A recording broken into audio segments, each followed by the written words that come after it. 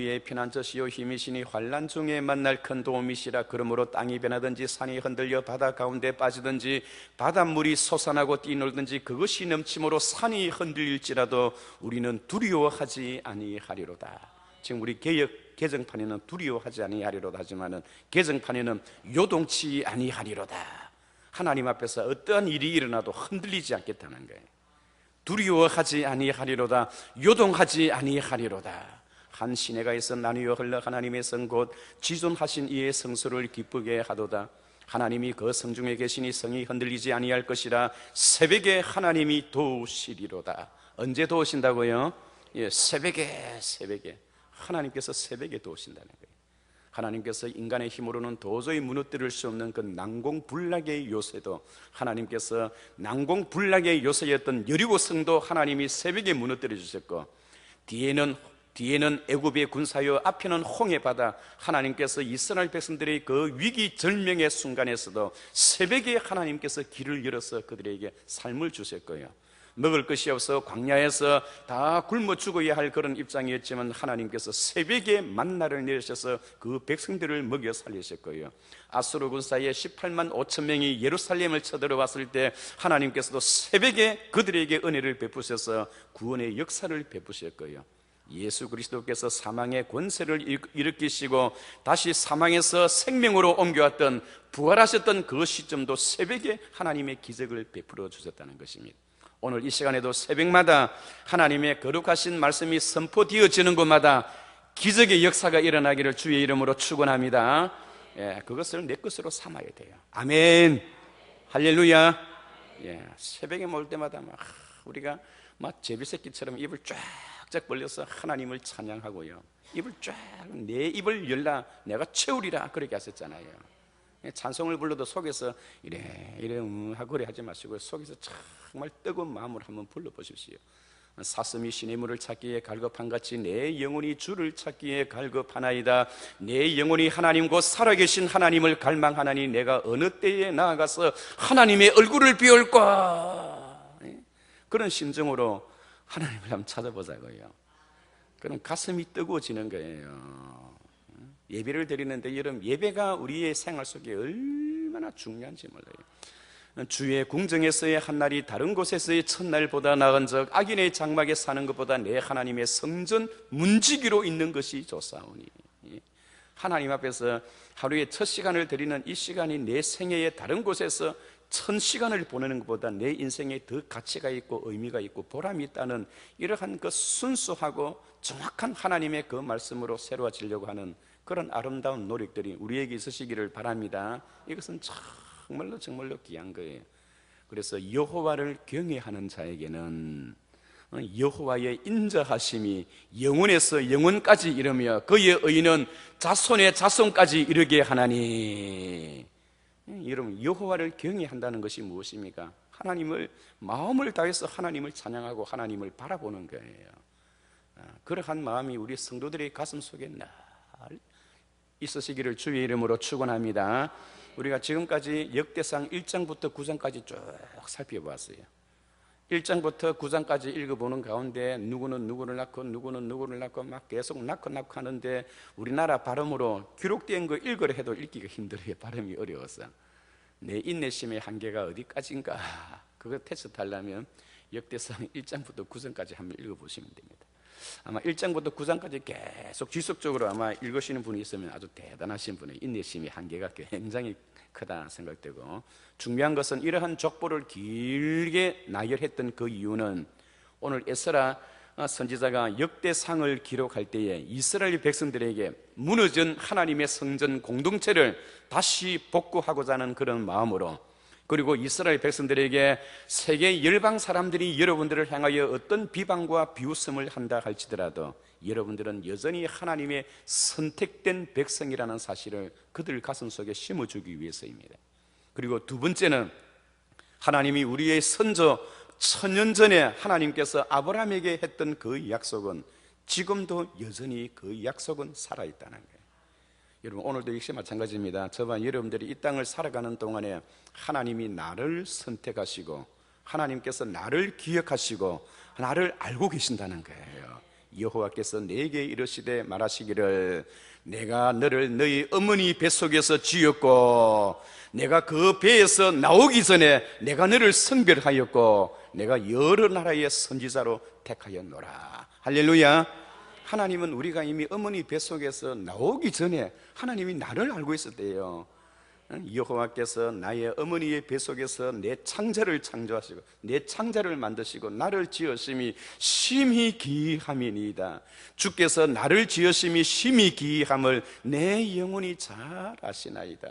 나를 엄밀한 데서 만드시고 땅의 깊은 곳에서 지었을 때에 내 형질이 여호와의 눈을 숨기지 못하였나이다. 내 형체가 다 완성되기 전에 주께서 나를 살펴보셨으므로 나를 위하여 정한 날이 하루가 되기 전에 주의 책에 이미 다 기록하였나이다. 여호와여, 주의 행하시는 일이 나에게는 어찌 그리 보비로운지요. 그 수가 많아 쉬어보려고 하여도 모래알보다 더 많도소이다. 여호와여, 내게 무슨 악한 행위가 있나 보시고 나를 영원한 길로 인도하소서. 여러분, 하나님과 우리의 사이는 창조주와 피조물의 사이예요. 우리 인간은 하나님의 그 절대적인 그 하나님 앞에 서면 우리 인간은 두려워할 수밖에 없고 흔들릴 수밖에 없는 거예요. 왜냐하니까 그분은 창조주이시요, 그분은 우리가 태어나기 전부터 어머니의 뱃속에서부터 우리를 성별하였고 구별하였기 때문입니다. 아멘. 그래서 성경에 하나님께서 이렇게 말씀하십니다. 너 나의 택한 종, 나의 종 너 이스라엘아, 나의 택한 족 야곱아, 나의 벗 아브라함의 자손아, 내가 너를 땅끝에서 붙들었고, 아멘, 땅의 모퉁이에서 너를 불렀으며 내가 너를 싫어하여 버리지 아니하였노라. 너는 두려워 말라. 너는 두려워 말라. 내가 너와 함께함이니라. 놀라지 말라. 나는 내 하나님이 됨이니라. 내가 너를 도와주리라. 내가 너를 굳세게 하리라. 나의 오른손으로 너희를 붙들리라. 참으로 나의 의로운 오른손으로 너를 붙들리라. 여러분, 하나님께서 의로운 오른손으로 우리를 붙든다고 계속 그렇게 강조하는 것은 하나님이 우리와 함께함이라는 그 말을 강조하기 위해서입니다. 그러므로 하나님의 백성들은 이 땅을 살아가면서 늘 주님과 더불어 함께 살아가는 그런 은혜가 있으시기를 바랍니다. 우리가 1장부터 9장까지 쭉 읽어보는 가운데 하나님은 오늘 이 성경을 읽는 저와 여러분들에게도요, 내가 너를 선택하였고 내가 오래전에 내가 너희를 이미 선택했다. 너는 나의 선택받은 백성이라는 겁니다. 언제 선택했다는 것입니까? 어머니 뱃속에 있을 때에. 사도 바울은 어머니 뱃속이 아니라 하나님이 천지를 창조하시기 전 창세기 1장 1절 그 이전에 하나님이 우리를 선택했대요. 야, 그때 여러분, 세상에 물질도 없는 그 시대에 어떻게 내가 존재했으며 내가 존재하지 않았던 그 시대에 어떻게 하나님이 나를 알고 있었을까? 인간의 이성으로서는 그분의 하시는 그 일을 도저히 생각지도 못하고 상상하지도 못해요. 그분이 하시는 일은. 왜냐하면 그분은 인간의 모든 생사화복을 창조하시고 이 우주를 자기가 원하는 대로 이끌어 가시는 분이시기 때문에 우리는 사람의 생각과 이성으로서는 그분이 행하시는 그 일을 어느 것도 상상도 하지 못하고 생각도 하지를 못하는 거예요. 그때에 하나님은 우리를 선택하셨고 하나님의 자기의 백성으로 삼아주셨다는 것, 그리고 또 뿐만 아니라 예수 그리스도를 보내주시겠다고 약속하셨던 그 약속은 지금도 그대로 유효하고, 아멘. 2000년 전에 이 땅에 육신을 입고 오셨지만은 앞으로 한 번 더 이 땅에 오실 그 예수 그리스도를 우리에게 대망하게 하기 위해서 이 긴 족보를 우리에게 보여줬던 거예요. 그때에 인자가 구름을 타고 오리니 세상의 모든 사람이 나를 볼 것이요 나를 찌른 자들도 나를 볼 것이며 땅의 모든 족속이 나로 말미암아 통곡하리니 그러하리라. 여러분, 예수님께서 이 땅에 재림해 오시는데 갑자기 조용하게 도둑처럼 갑자기 살짝 오는 게 아닙니다. 그분이 이 땅에 오실 때는 천지개벽이 일어나는 거예요. 온 땅의 모든 족속들이 그분이 오시는 것을 보게 될 것이요, 그리고 그를 알지 못하는 모든 민족들은 땅을 치면서 통곡하게 되리니 그러하도다 하는 거예요. 보라, 나는 알파와 오메가라, 지금도 있고 이전에 있었고 장차 올 자라, 전능하신 자라, 하나님께서 그렇게 선포하시는 거예요. 그래서 여러분, 우리가 살아가는 할 동안에 예수 그리스도의 재림이 점점 다가온다는 것을 꼭 기억하시기 바랍니다. 그분의 다가오심을 우리가 바라보면서 한 걸음 한 걸음 믿음 생활을 해야 한다는 것이 이 역대상의 족보에서 주는 가장 중요한 행위입니다. 그런데 역대상 이제 9장을 지나고 10장부터 29장까지는 누구에 대해서 이야기를 하고 있느냐 하니까 다윗에 대한 인물을 계속 소개하는 거예요. 특별히 10장 1절부터 12장까지는요, 이 다윗이 어떻게 왕위에 올라왔는가, 다윗이 어떻게 등극하게 되었는가를 설명하고 있고요, 13장부터 27장까지는 다윗이 왕위에 올라서 그가 한 일이 무엇인가, 그가 어떤 일을 했는가, 그걸 보여주고요, 28장과 29장에서는 다윗이 죽음을 앞두고 그가 어떻게 죽음을 맞이했는가. 여러분, 특별히 역대상 29장은 정말로 위대하잖아요. 여호와여, 위대하심과 권능과 영광과 승리와 위엄이 다 주께 속하여 사오니 천지에 있는 것이 다 주의 것이로소이다. 여호와여, 주권도 주께 속하여 사오니 주는 높으사 만물의 머리 되심이니이다. 부와 귀가 주께로 말미암고 또 주는 만물의 주제가 되사 손에 권세와 능력이 있사오니 모든 자를 크게 하심과 강하게 하심이 주의 손에 있나이다. 다윗의 그 기도가 여러분 얼마나 훌륭한 기도인지, 최소한 남부산 교회에 출석하시는 분이면 이게 다 외워야 되는 거예요. 우리 남부산 교회는 가장 성경을 많이 암송하는 그런 교회가 되시기를 바랍니다. 하나님께서 그걸 명하셨어요. 그걸 명하셨어요. 교회는 오래 다녔는데 하나님의 말씀이 없어요. 말씀이. 그리고 오늘날 각 교회에서도 우리는 말씀 중심으로 한다 하지만은 말씀이 없어요. 말씀이. 옆에서 누가 옆에서 쿡 찌르면 자기도 모르게 여호와의 말씀은 살았고 운동력이 있어 좌의 날선 어떤 금보다 예리하여 영과 홍감이 관절과 골수를 찔러 쪼개기까지 하며, 말씀이 툭 튀어나와야 되는 거예요, 성도들은. 그런데요, 오늘 이 10장에 와서는 이제 이 다윗이 정권을 이양받고 임금에 오르기 전에 어떤 일들이 있었는가, 사울의 정권을 하나님이 빼앗아서 다윗에게 넘겨주는 그 가운데서 하나님이 사울과 그의 집안을 심판하시는 내용이 기록되어 있는 거예요. 하나님께서 어떻게 심판하셨나요? 바로 사울이 그의 아들들과 더불어 함께 요나단과 말기수아와 또 그리고 여기 보면 아비나답과 말기수아가 전쟁터에 나갔는데, 어떤 전쟁터에 나갔느냐, 길보아 전쟁터에 나갔어요. 길보아 전투에서 이스라엘이 패망하게 되는 거예요. 거기서 패망하게 돼서 임금도 죽고요, 그의 세 아들도 같이 죽은 거예요. 그러니까 이 블레셋 군사들이 임금을 잡았으니 여러분 얼마나 기쁘겠습니까? 상대의 적장의 그 임금을 잡았으니.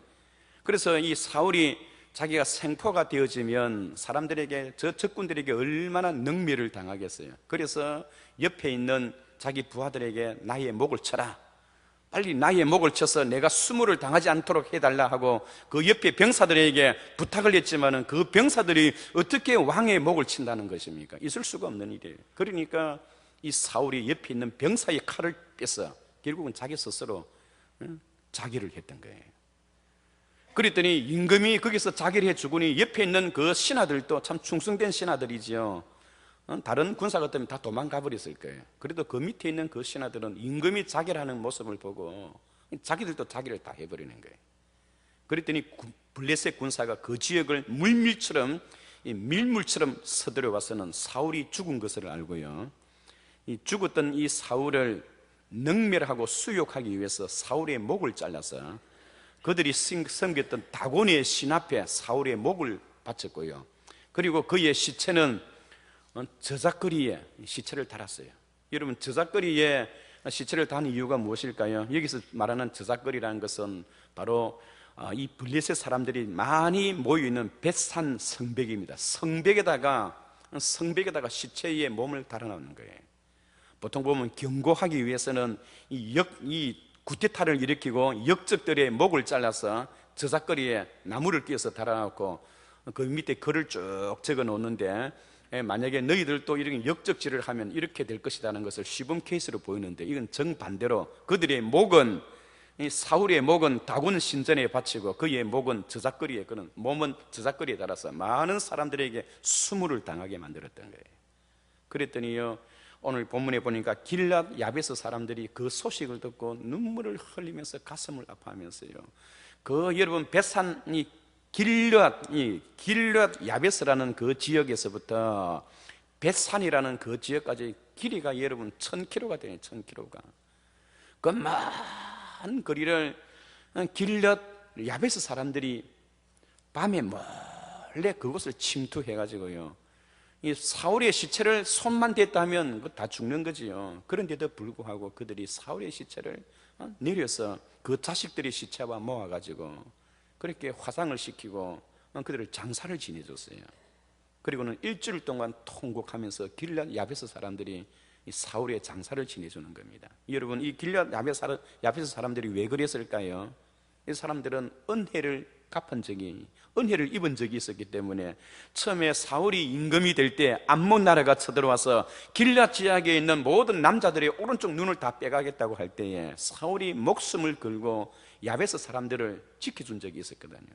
거기에 대한 의리가 있어서 이 길앗 야베스 사람들은 자기의 생명을 내어놓고 사람들에게 저주를 받아서, 그리고 또 버림을 받아서 그의 시체가 살았을 때도 마찬가지요, 죽었어도 능멸을 당하고 수욕을 당하는 그 사울의 시체를 가져다가 그렇게 장사를 지내주었던 거예요.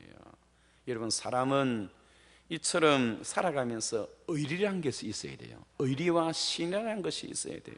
그래서 다윗은 나중에 임금이 되고 난 뒤에, 사울은 다윗을 그렇게 죽이려고 덤벼들었지만은, 그러나 사울의 시체를 가져다가 장사를 지내줬던 이 길앗 야베스 사람들에게 이 다윗이 임금으로서 정말로 고마움의 뜻을 그렇게 표현했던 것이 성경에 기록되어 있어요. 그래서 우리가 믿음 생활을 할 때에도 여러분 그렇습니다. 항상 보면 원수는 물에 새기고, 아멘. 은혜는 어디에? 바위에 새겨야 돼요. 그런데 우리는 그렇지 않고 은혜는 물에 새겨서 남이 자기에게 베풀어줬던 그 은혜는 생각지도 않는 거예요. 물에 새기면 어때요? 조금만 흔들리면 다 없어요. 흔적도 없어요. 그런데 자기에게 좀 섭섭한 일을 하는 그것은 자기 가슴 속에 바위보다 더 금강석으로 자기 가슴에 깊이 새겨서 입에 거품을 품으면서 나도 한번 두고 보자는 이런 악한 생각을 하게 돼 있다니까요. 여러분, 그래서는 아니 된 줄 믿습니다. 사람은 원수는 물에 새기고 은혜는 바위에 새겨서, 그 사람이 나에게 이러한 은혜를 베풀어 주었구나. 또 교회도 마찬가지잖아요. 아무런 자격도 없는데 하나님이 목사로 세워주시고, 장로로 세워주시고, 군사로 세워주시고, 집사로 세워주시고, 하나님이 은혜로 세워주셨는데요, 평소에는 아무 소리 안 하고 있다가 나중에 장로가 되고 나면 힘을 주고 자기의 본색이 드러나고, 그리고 군사가 되고 나면 사람들에게 다니면서 온 입을 다 나불나불 하고요. 그리고 또 안수집사가 되고 집사가 되고 교회 중직자가 되어질수록 입이 더 크게 벌어지는 거예요. 여러분, 그것은 은혜를 모르는 일이에요. 성경에 이야기했습니다. 자기의 입을 지키는 자는 생명을 보존하나 입을 크게 함부로 벌리는 자는 멸망을 자초하느니라. 그래서 오늘 야베스 사람들이 정말로 신의를 지키고 사울의 그 은혜를 기억하면서 많은 사람들이 그 나라의 왕을 모독하고 욕을 합니다. 그러나 야베스 사람들만큼은 우리라도 우리의 왕을 지키자는 거예요. 그런 마음이 있어야 되는 거예요, 여러분. 그런데 하나님이 이 길앗 야베스 사람들을 얼마나 귀하게 여겼는지 나중에 그 지역을 통해서 하나님은 또 더 귀한 일을 그렇게 하게 되는 것을 우리가 볼 수가 있습니다. 사울이 죽었던 이유는 오늘 본문 13절을 우리 읽고 마치도록 하겠습니다. 한번 읽어보십시다. 시작. 사울이 죽은 것은 여호와께 범죄하였기 때문이니라. 그가 여호와의 말씀을 지키지 아니하고 또 신접한 자에게 가르치기를 정하고 여호와께 묻지 아니하였으므로 여호와께서 그를 죽이시고 그 나라를 이새의 아들 다윗에게 넘겨주셨느니라. 여러분, 이 사울의 이러한 비참한 인생의 말로는 역시 하나님을 배반하고 하나님을 거역하게 되면 그 인생의 말로가 어떻게 되는가를 우리에게 보여주는 그런 부분입니다. 아니, 내가 살아있을 때에는 하나님 앞에 반역을 하고 이 사울과 같은 이러한 생활을 하고 신접한 무당을 찾아가서 자기 운세를 물어보는 어리석은 그런 짓을 했다 한다 할지라도, 살았을 때는 아무리 일 없이 편안하게 죽었다 한다 하더라도 하나님은 절대로 그런 사람을 편안하게 가지 못하게 합니다. 다시금 죽었는 자를 다시 살리셔서 영광로 불 속에 여러분 마른 지푸라기 같은 그런 인생으로 변하게 해서 반드시 죽고 난 뒤에라도 하나님 살리셔서 그를 심판한다는 것을 이 사울의 죽음을 통해서 우리에게 큰 교훈을 주고 있습니다. 우리 하나님은 우리 인생의 생사화복을 주관하시는 분이요, 우리가 오늘 하루를 살아가면서 하나님의 은혜 늘 생각하고요, 그리고 하나님의 은혜뿐만 아니라 사람들 관계 속에서도 내가 힘들고 어려웠을 때 사람들에게 도움을 요청받고 나에게 은혜를 베풀어 준 사람이 있으면 우리가 전화 한 통이라도 해줘서 정말로 감사하다고, 그리고 사람 관계의 그 은혜를 기억하면서 그 모든 것이 다 하나님의 은총이라는 것을 기억하고 하나님께 영광 돌리는 귀한 하루가 되었으면 좋겠습니다. 같이 한번 기도하십시다. 우리 기도하면서 하나님 은혜를 베풀어